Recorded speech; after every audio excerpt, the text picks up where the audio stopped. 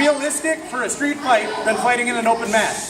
All right, there's going to be a bar or people or a table or a wall or a brick wall or a car or something, right? And it gives you something that either is a detriment, right? It's holding you down, it's in your way, or you can use it to stand up. Does that make sense? Yeah. But the thing that it forces you to do, that we sometimes, especially in jiu-jitsu, we get comfortable on the ground, right? I saw 4 or 5 of you guys immediately go into Z-guard. All right, self-defense wise, Z-guard, unless you're hitting the sweep, if you've got it, especially with a wrestler on top of you, you're getting punched in the face the whole time. And you're pinned against the wall. Right? So I'm using my Z to get an underhook. Does that make sense? Here. So if I'm pinned in half guard here, and I get that space, right? He's hitting me. So I don't want to stay here. It's just like striking, standing up, either in or out. Okay, so when I get that Z, I'm shooting my underhook and I'm sitting up. The other thing the wall forces you to do is if you just hug him with your underhook, he's going to keep you here all day. Because he's just going to pin you against the wall and maybe try and bite your head. So I have to be reaching as I'm trying to escape my hips.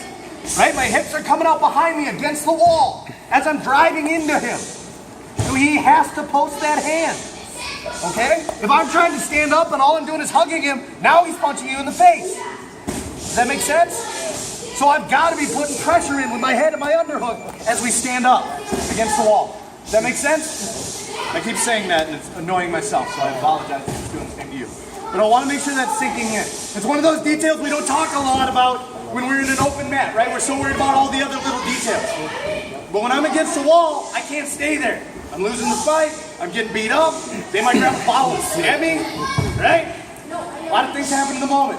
Liz is like, yeah, I might have tried that a couple of times.